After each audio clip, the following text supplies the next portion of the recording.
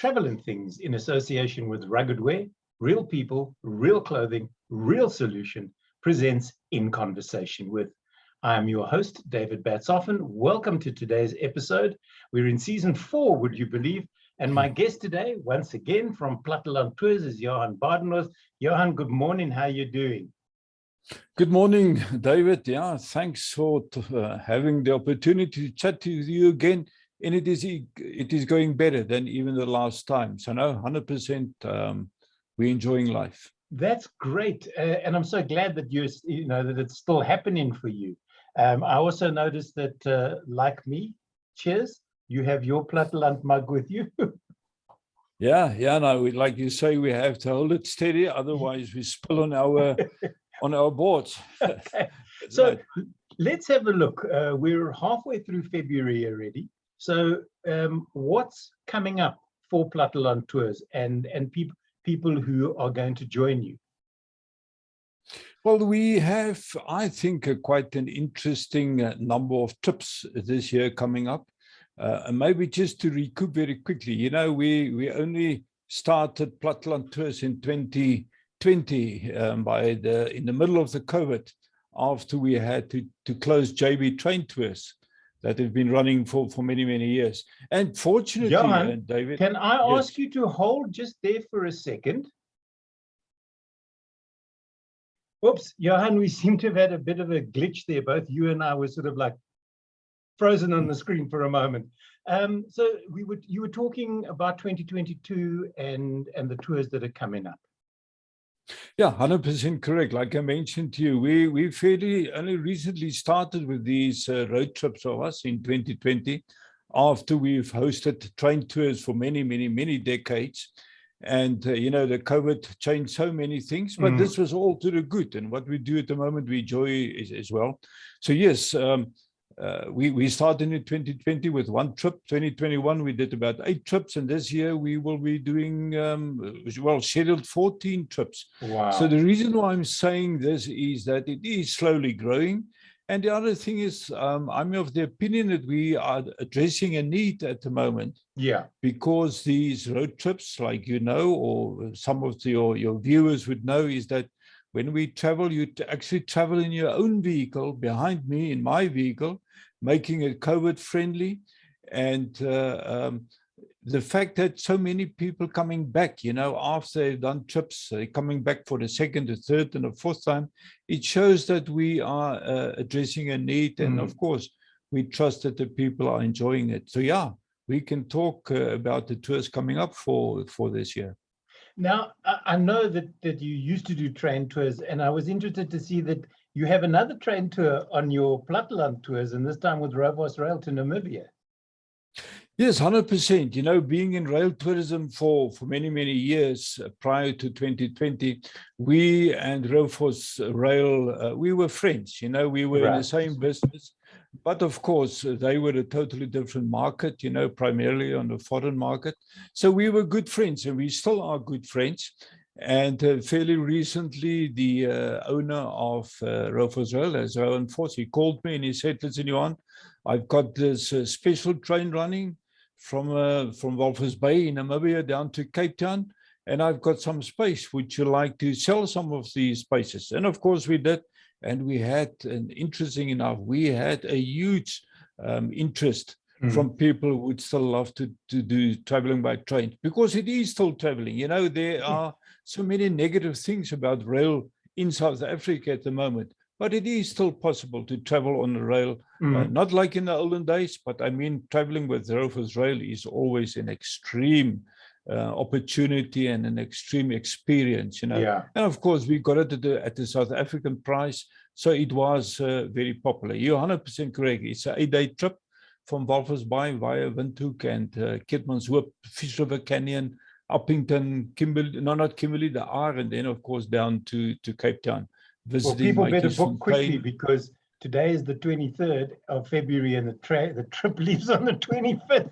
So you've got 2 days to book your trip. Having been on Badenhorst myself, I know what the experience is like, and it's good old-fashioned railways with stunning food, and of course the view from the the lounge at the back of the train is just so spectacular. The other thing I've noticed is you've let in camper vans and bush trailers onto your road trips. 100% so. You know, you're 100% correct. Perhaps just very briefly explaining again what we do is that when we go on a trip, I will be leading the road trip in my vehicle. And then, of course, there's a maximum of 10 vehicles behind me in order for the convoy not to be too long.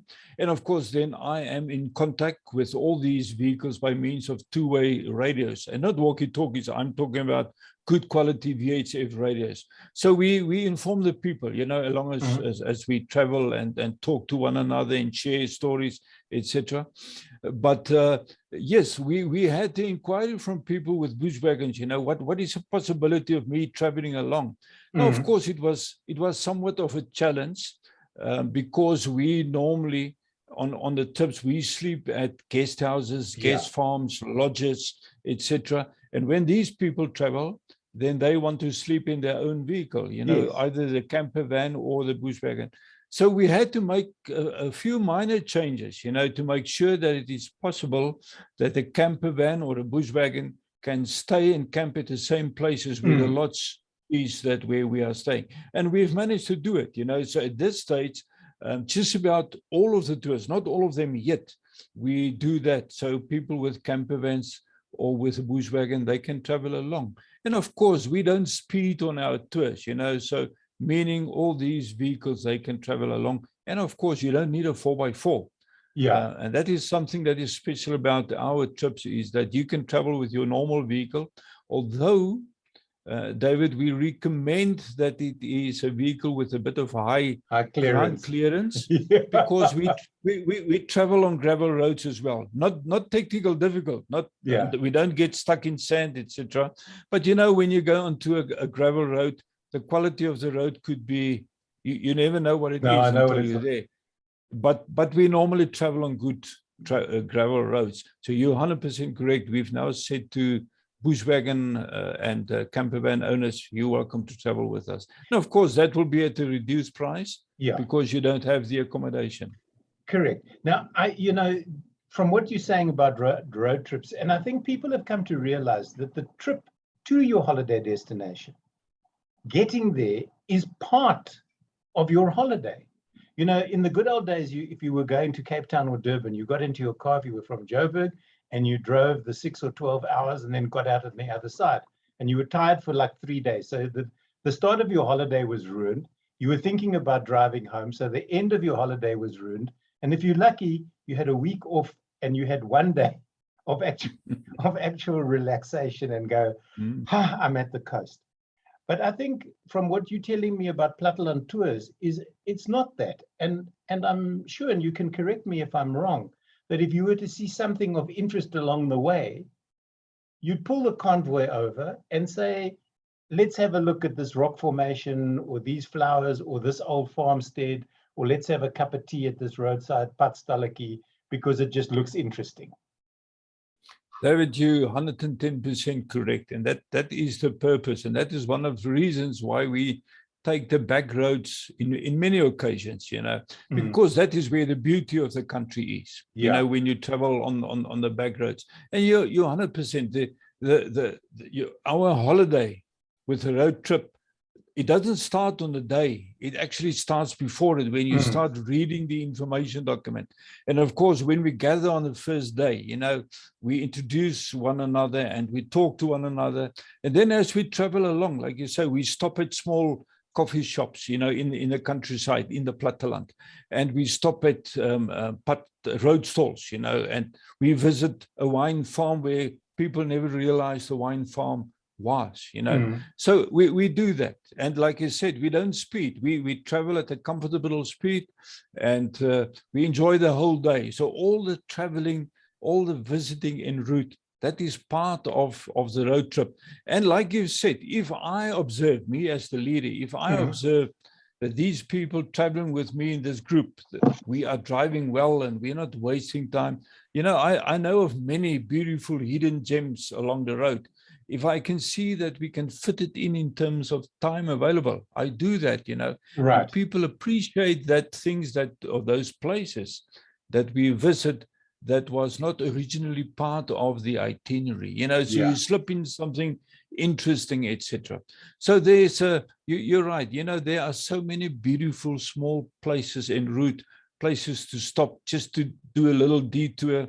And of course we tell people you cannot visit everything en route, but Yeah, at for least sure. we tell you, and it is so fascinating that people will tell me so many times that they've done this road so many times, but they did not know about A or B or C or D. And now it's a different road, Yeah. to them, and they see it in a different light and they experience it in a different light.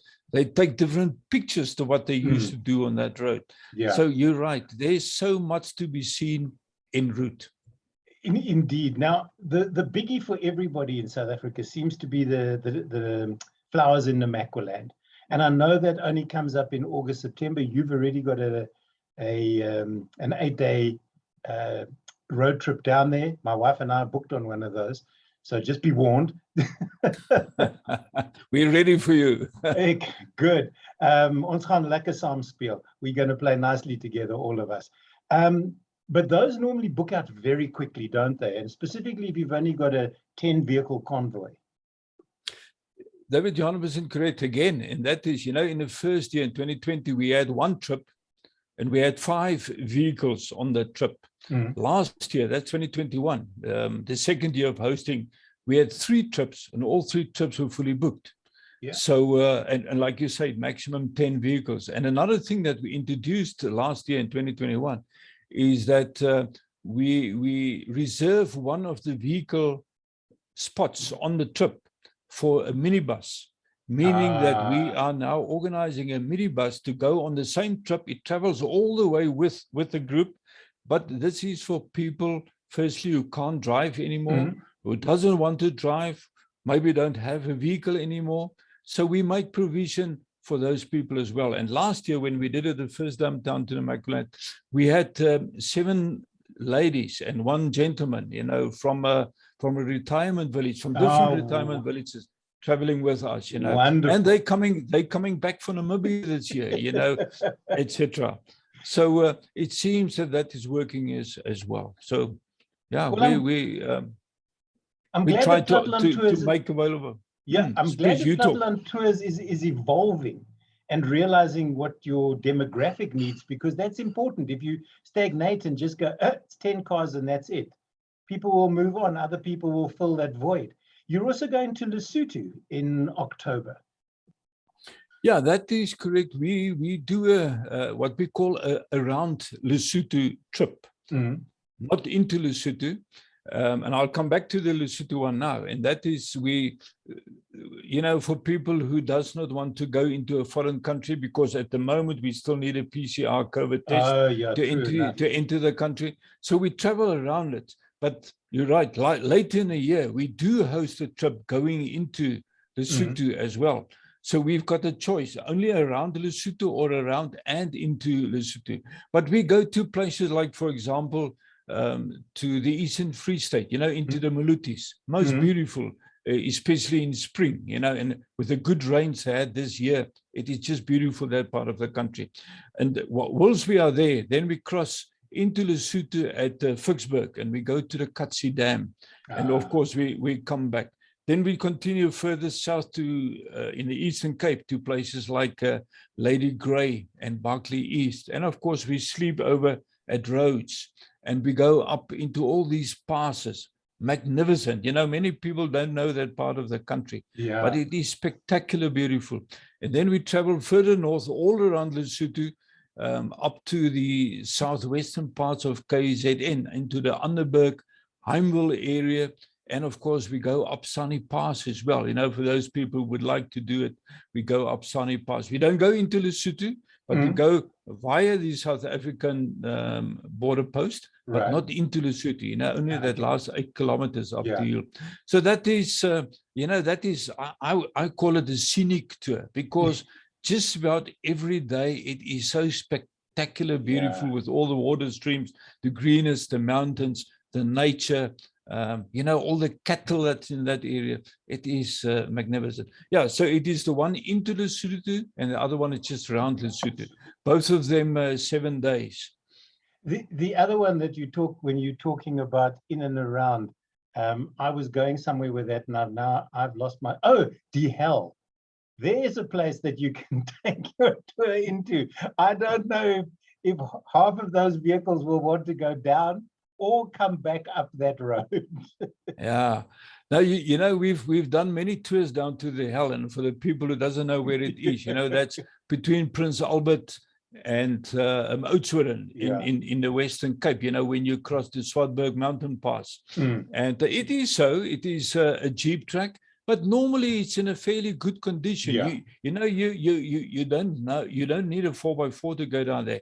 In fact, on one of my trips, when I went down there, and I did it with a motorbike with the GS, and when I got down to right into the Hell, there were 2 gentlemen with Harley Davidsons. Now, I couldn't believe my eyes, but they said they do this every 5 years. They drive down from Johannesburg, down the pass, and a Harley Davidson doesn't like traveling on a gravel road. But they have decided they will do it. So they just go very slowly, but it is possible, just to give you an indication. Just about any vehicle can travel on those roads. Johan, just as an aside, because it's not one of your current trips, my wife and I have been planning to do the West Coast, I think, for about 7 years. And every year we start the planning and then it goes nowhere. Because it's a long trip. We want to do literally from the edge of Namibia down to Cape Town. Is there a possibility that Platteland Tours would look at doing, and it's going to be a longish tour, probably 2 weeks or something like that, down the western seaboard of South Africa, which is so underutilized as a tourist destination? David, everything is possible in terms of traveling in South Africa. If you have a group big enough, then we can put together, because putting together any tour, it takes a lot of logistics. It's not a matter of just we get into our vehicle, then we've got accommodation, there we go. So anything is possible. There are so many possibilities. So yes, it is. Although this is my opinion, that if you do the West Coast, you will need a 4x4 vehicle, because there are many roads right next to the beach where, it's very, very sandy. Otherwise, you have to come back onto the N7, traveling on a tar, coming back, and you will do detours of 100 kilometers. So starting at the top, like you've mentioned, let's say at the Orange River mouth, and you go all the way down via all these small towns, you will definitely need a 4x4 to be able to traverse those sandy roads. Okay, fair enough. So let's move away before we wrap up, because time is of the essence, and I want people to now stop listening to us talk and to phone you, and we'll get on to contact details in a moment. For people who are going, but I don't have 7 or 8 or even 3 days to go away. You run a series starting you've got one coming up on the 20th of March to the barrage and Paris. And if people haven't been to Paris, and we're not talking about the Eiffel Tower Paris now, we're talking about local. It's a really cute little town, and there's some nice places to eat, and there's some nice shops to have a look at while you're there. David, we do every month, normally on a Sunday, once a month, we do a day trip, and mainly in and around Gauteng. But now you said Paris, and of course Paris is in the Free State, but it is around Gauteng. It's very close. So it's about an hour away. Yeah, it is. So this year, for example, in January, we went down to Hartbeesfontein, Van Galen, not Hartbeesfontein, Hartbeespoort, Van Galen, and it's interesting enough, many of the people that went that day with us, they live in Johannesburg, in Centurion, and in Pretoria. They've never been to Hartbeespoort. They've never been to Van Galen. That's 40 kilometers away. So we show them beautiful places in the area. In February, just a few days ago, we went onto the East Rand, and we show the people the East Rand, the places, because many people think the East Rand is only mining dumps, and industrial areas. but there's so many gems, So yeah, you're right. So coming up is Parades, and later in the year we do a number of other places as well. Now, of course, you can go onto our website and be able to see these places. But that's a day visit. We normally start 8:30 in the morning, 5 o'clock in the afternoon, we're back. And of course, you can put as many people in your vehicle. And again, we limit it to 10 vehicles traveling along. The one that I found interesting, and I know that you guys are going there in July, is the Nan Hao Temple in Babsfontein. If you don't know the history, and I'm not going into it now, people watching this, we're not going to delve into that, but it's the most interesting story as to why there is a Buddhist temple in the middle of Babsfontein.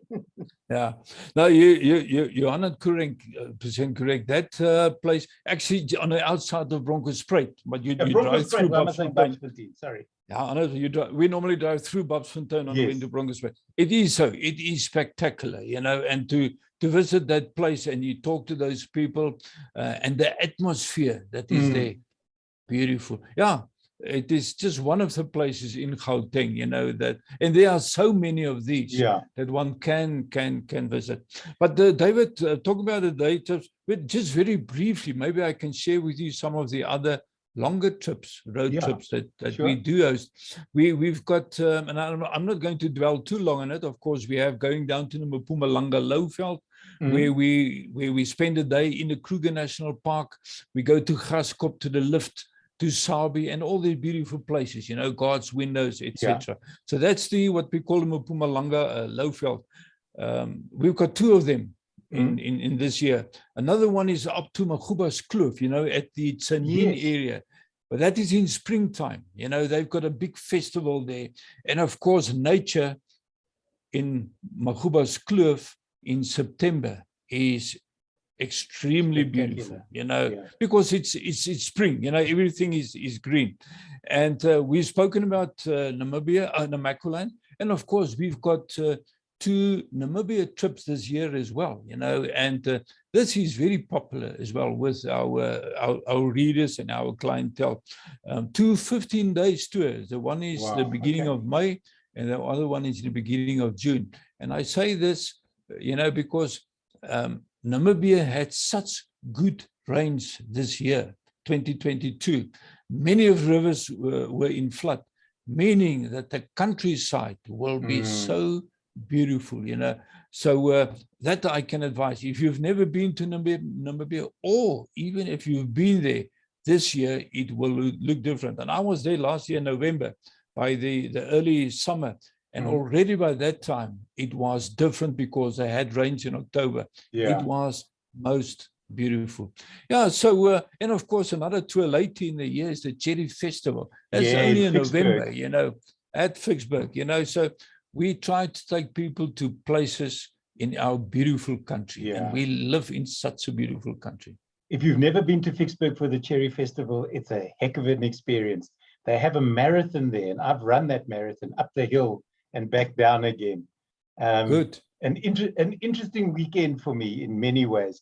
The other one, you talk, and sort of starting to wrap up, but you talk about passing things and never stopping. And I see you've got a tour to one of these places, and that's Ludwig's Roses. Because if you're coming back from sort of Bella Bella area, you drive past the sign that says Ludwig's Roses. I've done it dozens and dozens of times, but you're driving to get home. You're not driving to stop and smell the roses, literally. But you've got a tour to there and to Dinokeng, which people also forget is a Big 5 reserve, and it's 45 minutes from Joburg, basically. Yeah, that is on one of the day trips again. And it is so, it's right next to the N1 North, going from Pretoria up to Polokwane. And like you say, people see the place, but they never stop there. And once we've stopped there, people say, "Oops, I pushed the wrong button. This woman always wants to get a word in edgeways." Okay, I was wondering what now. Okay, so I continue, then you can just snip it. Just continue. Okay. Yeah, like I said, when you travel from Pretoria up to Polokwane on the N1 North, on the right-hand side, just outside Pretoria, you will pass Ludwig Roses. And are you still there? Yes, I'm still here. Okay, I've just put up your logo for people to look at while we chat. Okay, 100% right. Sorry. And once you've been there, you go back because the roses are so beautiful right through the year, and there's knowledgeable people telling you about it. And there's a little tractor with a trailer that you get onto, and they take you through the farm. You don't even pay for it. You just sit back, relax, and they tell you stories about the roses, how everything started. And with a bit of luck, you can see Mr. Ludwig there as well. He's very old already, but, he's there and he talks to people and he shares his knowledge. So it is worthwhile visiting that venue. Even if you don't go with Platteland Tours, if you go on your own, go and do it. It's just magnificent. I'm just thinking, Johan, I think the next time you go up there, you must ask them if they can name a rose after Platteland Tours. Well, maybe that could be a selling point. It could be indeed, because lots of people, or not lots, but celebrities get roses named after them. And if you're visiting them on a regular basis, I think they should do the same for you. Johan, contact details for people who are watching this and going, yes, please, we want to do one or more of these road trips. That's right. We normally firstly refer you to the website. That's a good starting point. Right. And that is www.plattelandtours.co.za, like you see on a screen at the moment. On the screen, correct. Alternatively, you can send us an email that is info@plattelandtours.co.za, or you can give me a call, at 082 920 6908.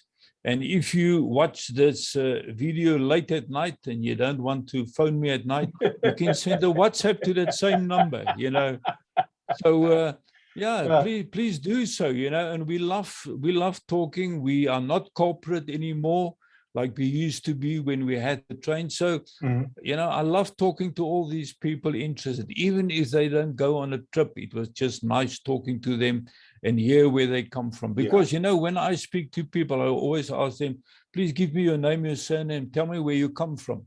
And then it is so good, some people from far or wide, some from somewhere in Gauteng or wherever in the world. And then I talk about the place where they live, but that is informal. That is just part of the beauty of life, is to talk to people and to share. Those contact details, once again, plattelandtours.co.za, info@plattelandtours.co.za. And if you're up in the middle of the night and you have absolutely nothing to do and you just want to bother Johan, call him on 082 920 6908. You may get a grumpy old fellow going, who are you and why are you calling me at midnight? But I'm sure you'll have a lekker gesels. Yeah, no, you're right. We love talking to people. We love taking them into our beautiful country, and we love traveling this country. So the invitation is there. Come and travel with us once you've read the information document and enjoy these places that many people have never been to, or maybe they dreamt about it, like you said earlier, the Namaqualand flowers. That's for many people a dream. Travel with us and go in and see it. Go and experience it, and go and enjoy it, David. Don't go away, Johan. I have to go to the marketplace, and when I come back, I'll say thank you and goodbye. So, real people, real clothing, real solutions. If you're a bush person, you have to be wearing rugged wear. My thanks once again today to Johan Badenhorst of Platteland Tours, plattelandtours.co.za. Johan, thank you once again for joining me. It's always a pleasure to chat to you. In fact, the chatting is the easy part. It's knowing when to say goodbye to you, because that's the hard one for me. I could talk for hours with you. I really and truly could. So thanks very much for being a guest once again. And we'll chat again later in the year when you start have confirmed the second half of the year tours, and we can talk more about those. Our pleasure, David, and good luck to you. Good luck to all your viewers. Stay well, stay healthy, and enjoy life, and keep on traveling.